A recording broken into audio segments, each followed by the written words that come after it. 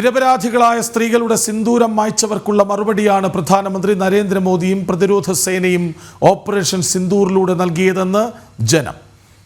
ആക്രമണത്തിൽ 9 ഭീകര കേന്ദ്രങ്ങളാണ് ഭാരത സൈന്യം തകർത്തത്. ജെയ്ഷെ മുഹമ്മദ്, ലഷ്കർ ഭീകര കേന്ദ്രങ്ങൾ തകർന്നടിഞ്ഞു. കര, നാവിക, വ്യോമസേന സംയുക്തമായാണ് ആക്രമണം നടത്തിയത്. പ്രത്യാക്രമണത്തിൽ പാകിസ്ഥാനിൽ വൻ നാശനഷ്ടം സംഭവിച്ചു.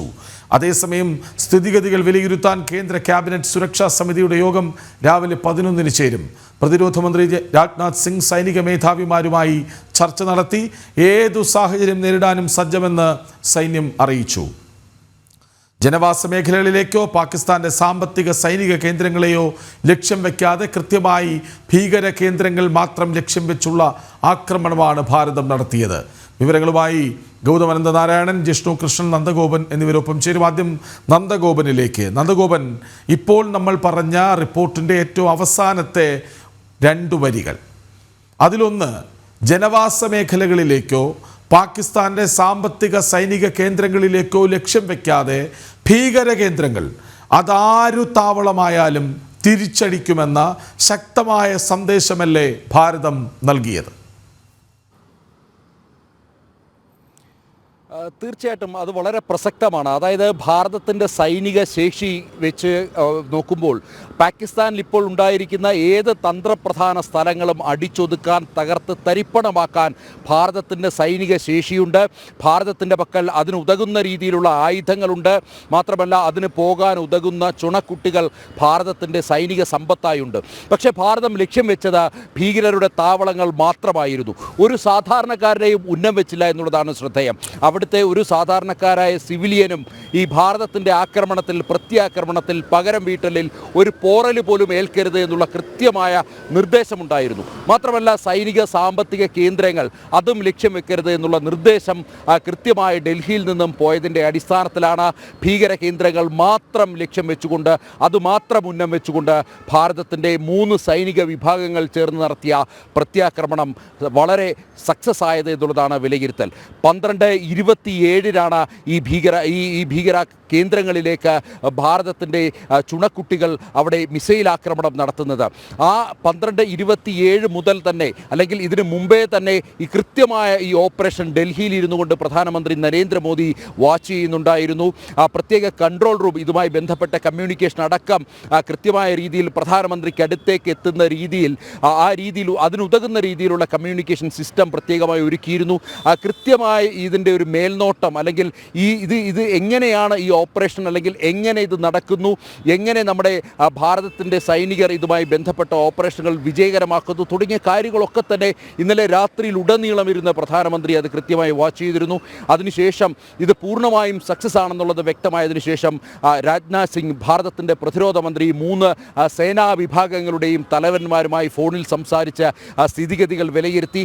നിലവിൽ ഭാരതത്തിൻ്റെ ഒരു ജവാന്മാർക്കും പരിക്കില്ല ഇതുമായി ബന്ധപ്പെട്ട് എന്നുള്ളതാണ് ഇപ്പോൾ പ്രതിരോധ വൃത്തങ്ങൾ വ്യക്തമാക്കുന്നത്. 10 മണിക്ക് വാർത്താ സമ്മേളനമുണ്ട് ഡൽഹിയിൽ. ആ വാർത്താ സമ്മേളനത്തിൽ കൃത്യമായി വ്യക്തമാക്കും എങ്ങനെയാണ്, ഏതാണ് മോഡസ് ഓപ്പറാൻഡി, എങ്ങനെയായിരുന്നു ഈ ഓപ്പറേഷൻ നടത്തിയത്, ഓരോ സൈനിക വിഭാഗങ്ങളിൽ നിന്നും ആരൊക്കെ പങ്കെടുത്തു, ഏതൊക്കെ വിമാനങ്ങൾ ഇതിൻ്റെ ഭാഗമായി, വ്യോമസേനയുടെ പങ്കെന്ത്, നാവികസേനയുടെ പങ്കെന്ത്, കരസേനയുടെ പങ്കെന്ത് തുടങ്ങിയ കാര്യങ്ങളൊക്കെ തന്നെ വ്യക്തമാക്കുന്ന വാർത്താ സമ്മേളനം 10 മണിക്ക് ഡൽഹിയിൽ ചേരുമ്പോൾ ഇതുമായി ബന്ധപ്പെട്ട ഓപ്പറേഷൻ സിന്ദൂറുമായി ബന്ധപ്പെട്ട കൂടുതൽ ചിത്രങ്ങൾ വ്യക്തമാകും.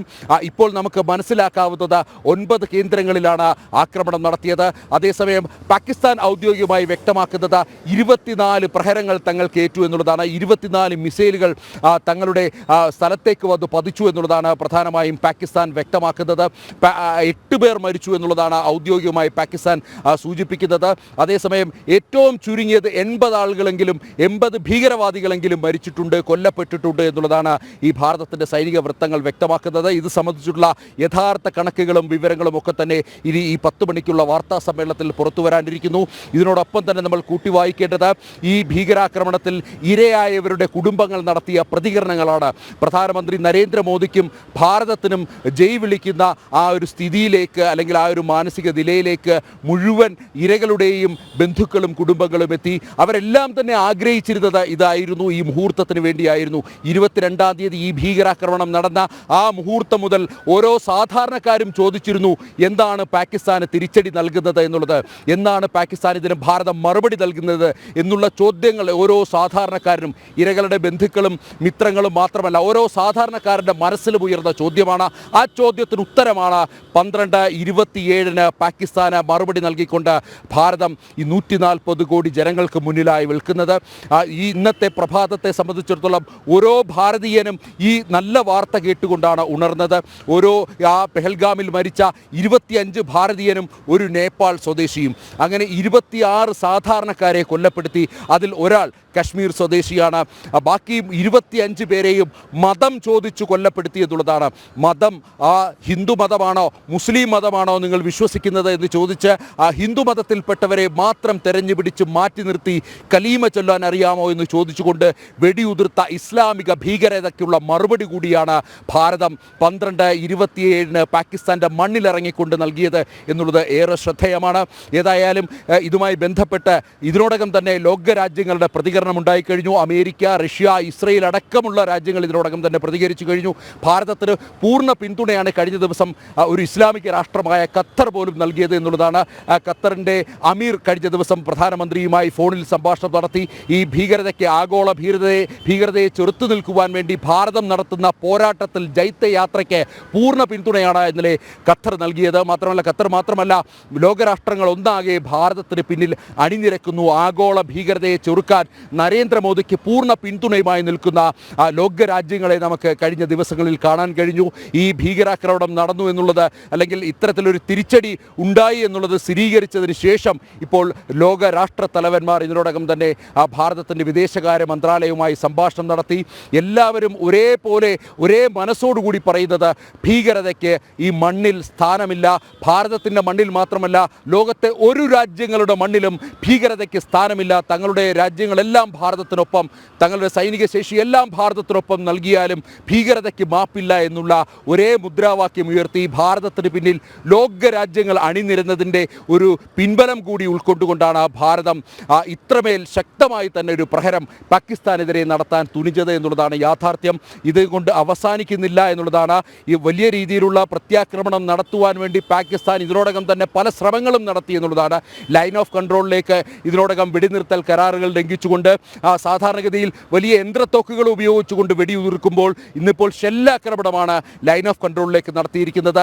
4 കശ്മീർ സ്വദേശികൾക്ക്, 4 സാധാരണക്കാർക്ക്, 4 സിവിലിയന് പാകിസ്ഥാൻ്റെ ഈ ഒരു ആക്രമണത്തിൽ ജീവൻ നഷ്ടപ്പെട്ടു എന്നുള്ളതാണ്. അതേസമയം നമ്മൾ അടിച്ചപ്പോൾ ഒരു അവിടുത്തെ ഒരു പക്ഷിമൃഗാദികൾക്കോ ഒരു പൗരനോ ഒരു സാധാരണക്കാരനോ അല്ലെങ്കിൽ അവൻ അന്നം നൽകുന്ന ഒരു വ്യവസായത്തിനോ ഒന്നും തന്നെ കേടുപാട് വരുത്താതിരിക്കാൻ ഭാരതം പ്രത്യേകം ശ്രദ്ധിച്ചു എന്നുള്ളതാണ്. ആരുടെയും ചോറിൽ മണ്ണ് വാരിയിട്ട ചരിത്രം ഭാരതത്തിനില്ല.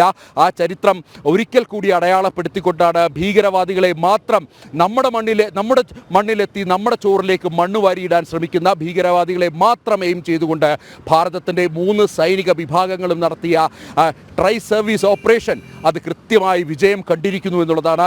ഇതുമായി ബന്ധപ്പെട്ട കൂടുതൽ വ്യക്തതകൾ, അതായത് എങ്ങനെയായിരുന്നു ഈ ഓപ്പറേഷൻ എന്നുള്ളത് അത് കൃത്യമായി വിവരിക്കാൻ അത് ഭാരതത്തിൻ്റെ സൈനിക വൃത്തങ്ങൾക്ക് മാത്രമേ കഴിയൂ. ഓപ്പറേഷനിൽ പങ്കെടുത്തത് അവരാണ്. അതുകൊണ്ട് ബാക്കിയുള്ളതെല്ലാം ഒരുപക്ഷെ അഭ്യൂഹങ്ങളായിരിക്കാം. പക്ഷേ കൃത്യമായ വിവരണങ്ങൾ, ആരാണ്, എങ്ങനെയാണ്, ഏത് സമയത്താണ്, എപ്പോഴാണ് തുടങ്ങിയ കൃത്യമായ വിവരങ്ങൾ ഇന്നിപ്പോൾ 10 മണിക്ക് ഡൽഹിയിൽ നടക്കുന്ന വാർത്താ സമ്മേളനത്തിൽ വ്യക്തമാകും. കൃഷ്ണരാജ്. യെസ്, ജിഷ്ണു കൃഷ്ണൻ കൂടി ഒപ്പം ചേരുന്നുണ്ട്. ജിഷ്ണു, നോക്കൂ, ഈ ഭീകരതയുടെ താവളമാണ് പാകിസ്ഥാൻ എന്ന് റഷ്യയ്ക്കും അമേരിക്കയ്ക്കും ഒക്കെ അറിയാം. എല്ലാവരും വിരൽ ചൂണ്ടുന്നുണ്ട്, നിങ്ങൾ ഭീകരതയ്ക്കൊപ്പം നിൽക്കുന്നത്, അവർക്കിടമൊരുക്കുന്നത് അവസാനിപ്പിക്കൂ എന്ന്. പക്ഷെ പാകിസ്ഥാൻ പറയുന്നത് അങ്ങനെയല്ല. എന്നാൽ ഭീകരതയുടെ കളിപ്പാവകളാണ് ഓരോ പാക് ഭരണകൂടവുമെന്ന് നമ്മൾ കണ്ടിട്ടുള്ളതുമാണ്. ഇവിടെ ഭീകര കേന്ദ്രങ്ങൾ, ജെയ്ഷെ മുഹമ്മദിൻ്റെയും ലഷ്കർ ഇ തോയ്ബയുടെയും ഭീകര കേന്ദ്രങ്ങൾ ഉന്നമിട്ടായിരുന്നു ഭാരതത്തിൻ്റെ ആക്രമണം, അല്ലാതെ സാധാരണക്കാരെയല്ല, സൈനിക കേന്ദ്രങ്ങളെപ്പോലുമല്ല. അങ്ങനെ വരുമ്പോൾ അത് നയതന്ത്രപരമായ ഒരു ആക്രമണമായി മാറുന്നില്ലേ? പാകിസ്ഥാനിൽ ഭീകരരുടെ ഒളിത്താവളങ്ങളുണ്ട്, ഇടത്താവളങ്ങളുണ്ട്, താവളങ്ങളുണ്ട് എന്ന് ലോകത്തിന് മുന്നിൽ ചൂണ്ടിക്കാണിക്കുന്ന ഒരു നയതന്ത്രം അതല്ലേ ഇന്ത്യ നടപ്പിലാക്കിയത്?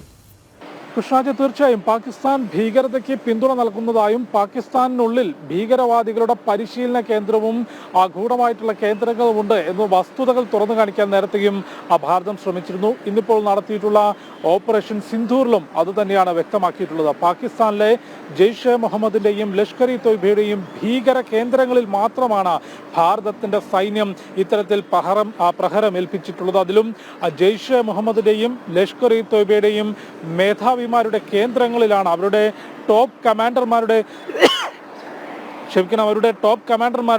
കേന്ദ്രങ്ങളിലാണ് ഇത്തരത്തിലുള്ള തിരിച്ചടികൾ ഇപ്പോൾ ഭാരതം നടത്തിയിട്ടുള്ളത്. അതുകൊണ്ട് തീർച്ചയായും നയതന്ത്ര തലത്തിൽ പരിശോധിക്കുമ്പോൾ യാതൊരു തരത്തിലുമുള്ള സമ്മർദ്ദവും ഈ തിരിച്ചടിയുമായി ബന്ധപ്പെട്ട ഭാരതത്തിന് മേൽ ഉണ്ടാകില്ല എന്നുള്ളതാണ് ഏറ്റവും വലിയ വസ്തുത. അതിനപ്പുറത്തേക്ക് വളരെ കൃത്യമായി ലോകത്തോട് വിളിച്ചു പറയാൻ ഭാരതം എതിർക്കുന്നത് ഭീകരവാദത്തെയാണ്. ഭീകരവാദത്തിനെതിരെ ഇനി ഏത് രാഷ്ട്രം എതിരെ നിന്നാലും തിരിച്ചടി നൽകും എന്നുള്ളത് വളരെ കൃത്യമായി തന്നെ രാജ്യം നേരത്തെയും വ്യക്തമാക്കിയിട്ടുള്ളതാണ്. നേരത്തെയും നമ്മൾ സൂചിപ്പിച്ചതുപോലെ ഭാരതം എന്ന രാജ്യം ഒരിക്കലും ഒരു രാഷ്ട്രത്തിന്റെയും അതിർത്തി കടന്നുകൊണ്ട് ആക്രമിക്കാനോ പ്രകോപനമുണ്ടാക്കാനോ കീഴ്പ്പെടുത്താനോ ചെയ്യുകയോ അത് ആഗ്രഹിക്കുകയോ ചെയ്യാത്ത രാജ്യമാണ്. പക്ഷേ ഭാരതത്തിന്റെ അഖണ്ഡതയെ ചോദ്യം ചെയ്തുകൊണ്ട് രാജ്യത്തിന്റെ പൗരന്മാരുടെ ജീവൻ എടുത്തുകൊണ്ട് നടത്തുന്ന ഭീകരവാദ ശക്തികൾക്ക് കൃത്യമായിട്ടുള്ള തിരിച്ചടി ഈ കാലഘട്ടത്തിൽ രാജ്യം നൽകും എന്നുള്ളത് നിസ്സംശയം നമുക്ക് പറയാവുന്നതായിരുന്നു. അതുകൊണ്ട് തന്നെയാണ് പഹൽഗാം ഭീകരാക്രമണം നടന്നതിന് ശേഷം രാജ്യത്തെ ഏതൊരു ചെറിയ പൗരനും അല്ലെങ്കിൽ ഏതൊരു ചെറിയ കുട്ടി ഉൾപ്പെടെയുള്ള പൗരന്മാർക്കും